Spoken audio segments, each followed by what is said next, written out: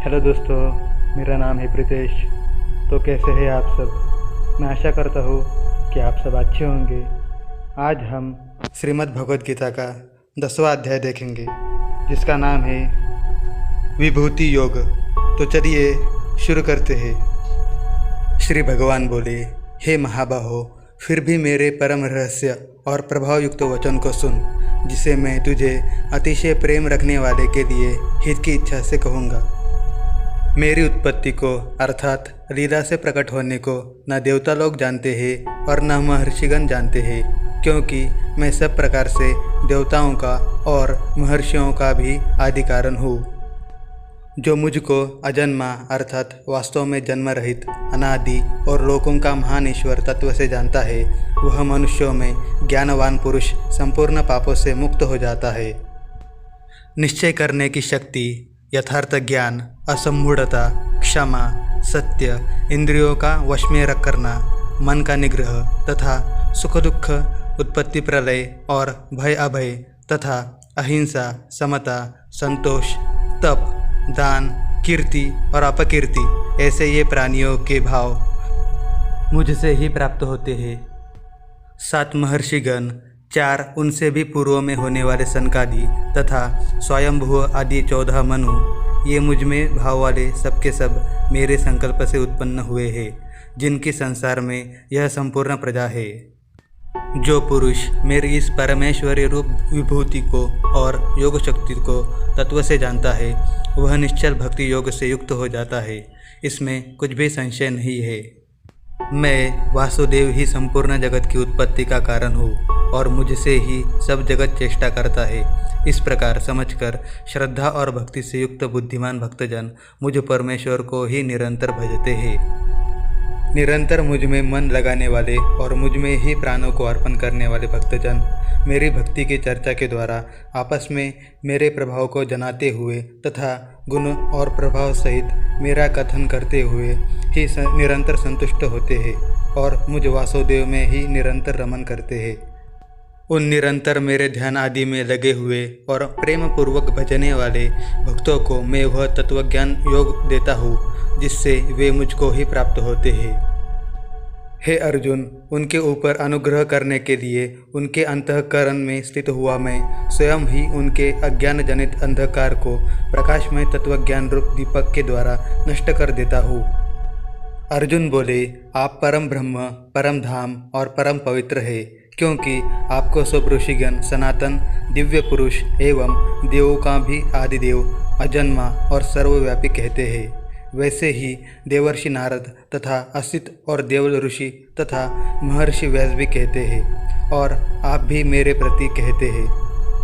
हे केशव, जो कुछ भी मेरे प्रति आप कहते हैं, इस सब को मैं सत्य मानता हूँ।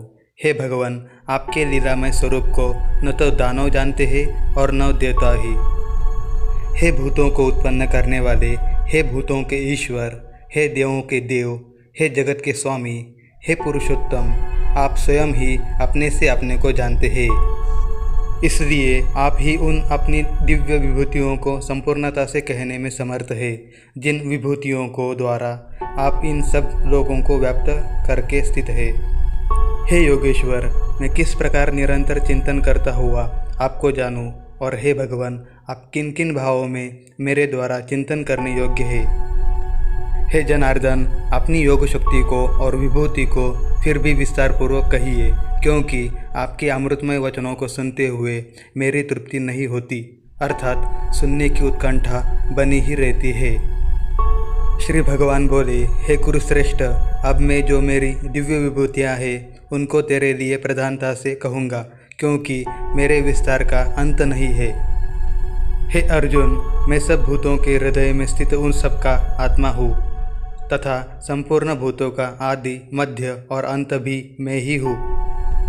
मैं आदित्य के 12 पुत्रों में विष्णु और ज्योतिर्यों में किरणों वाला सूर्य हूँ तथा मैं 49 वायु देवताओं का तेज और नक्षत्रों का अधिपति चंद्रमा हूँ। मैं वेदों में सामवेद हूँ, देवों में इंद्र हूँ, इंद्रियों में मन हूँ और भूत प्राणियों की चेतना अर्थात जीवन शक्ति हूँ। मैं 11 रुद्रों में शंकर हूँ और यक्ष तथा राक्षसों में धन का स्वामी कुबेर हूँ। मैं 8 वसुओं में अग्नि हूँ और शिखर वाले पर्वतों में सुमेरु पर्वत हूँ। पुरोहितों में बृहस्पति मुझको जान। हे पार्थ, मैं सेनापतियों में स्कंद और जलाशयों में समुद्र हूँ। मैं महर्षियों में भृगु और शब्दों में एक अक्षर अर्थात ओंकार हूँ। सब प्रकार के यज्ञों में जप यज्ञ और स्थिर रहने वालों में हिमालय पर्वत में हूँ। मैं सब वृक्षों में पीपल का वृक्ष, देवर्षियों में नारद मुनि, गंधर्वों में चित्ररथ और सिद्धों में कपिल मुनि में हूँ। घोड़ों में अमृत के साथ उत्पन्न होने वाला उच्चश्रवा नामक घोड़ा तथा हाथियों में ऐरावत नामक हाथी और मनुष्यों में राजा मुझको जान। मैं शस्त्रों में वज्र और गायों में कामधेनु हूँ। शास्त्रोक्त रीति से संतान की उत्पत्ति का हेतु कामदेव हूँ और सर्पों में सर्पराज वासुकी हूँ। मैं नागों में शेषनाग और जलचरों का अधिपति वरुण देवता हूँ और पितरों में अर्यमा नामक पितर तथा शासन करने वालों में यमराज मैं हूँ। मैं दैत्यों में प्रहलाद और गणना करने वालों का समय हूँ तथा पशुओं में मृगराज सिंह और पक्षियों में मैं गरुड़ हूँ। मैं पवित्र करने वालों में वायु और शस्त्रधारियों में श्री राम हूँ तथा मछलियों में मगर हूँ और नदियों में श्री भागीरथी गंगा हूँ। हे अर्जुन, सृष्टियों का आदि और अंत तथा मध्य भी मैं ही हूँ। मैं विद्याओं में अध्यात्म विद्या अर्थात ब्रह्म विद्या और परस्पर विवाद करने वालों का तत्व निर्णय के लिए किया जाने वाला वाद हूँ। मैं अक्षरों में आकार हूँ और समासों में द्वंद्व नामक समास हूँ। अक्षय काल अर्थात काल का भी महाकाल तथा सब और मुख वाला विराट स्वरूप सबका धारण पोषण करने वाला भी मैं ही हूँ। मैं सबका नाश करने वाला मृत्यु और उत्पन्न होने वालों का उत्पत्ति हेतु हूँ तथा स्त्रियों में कीर्ति, श्री, वाक, स्मृति, मेधा, धृति और क्षमा हूँ तथा गायन करने योग्य श्रुतियों में मैं बृहत साम और छंदों में गायत्री छंद हूँ तथा महीनों में मार्गशीर्ष और ऋतुओं में वसंत में हूँ। मैं छल करने वालों में जुआ और प्रभावशाली पुरुषों का प्रभाव हूँ। मैं जीतने वालों का विजय हूँ, निश्चय करने वालों का निश्चय और सात्विक पुरुषों का सात्विक भाव हूँ। वृष्णिवंशियों में वासुदेव अर्थात मैं स्वयं तेरा सखा, पांडवों में धनंजय अर्थात तू, मुनियों में वेद व्यास और कवियों में शुक्राचार्य कवि भी मैं ही हूँ। मैं दमन करने वालों का दंड अर्थात दमन करने की शक्ति हूँ। जीतने की इच्छा वालों की नीति हूँ। गुप्त रखने योग्य भावों का रक्षक मौन हूँ और ज्ञानवानों का तत्वज्ञान मैं ही हूँ। और हे अर्जुन, जो सब भूतों की उत्पत्ति का कारण है वह भी मैं ही हूँ, क्योंकि ऐसा चर और अचर कोई भी भूत नहीं है जो मुझसे रहित हो। हे परम तप, मेरी दिव्य विभूतियों का अंत नहीं है। मेरे अपनी विभूतियों का यह विस्तार तो तेरे लिए एक देश से अर्थात संक्षेप से कहा है। जो भी विभूति युक्त अर्थात ऐश्वर्य युक्त, कांति युक्त और शक्ति युक्त वस्तु है उसको तू मेरे तेज के अंश की ही अभिव्यक्ति जान। अथवा हे अर्जुन, इस बहुत जानने से तेरा क्या प्रयोजन है। मैं इस संपूर्ण जगत को अपनी योग शक्ति के एक अंश मात्र से धारण करके स्थित हूँ। इस प्रकार श्रीमद् भगवद गीता का 10वां अध्याय यानी विभूति योग समाप्त हुआ। आपको ये वीडियो कैसे लगी मुझे कमेंट करके ज़रूर बताएं और अगर आप चैनल पर नए आए हैं तो इसे सब्सक्राइब करना ना भूलें।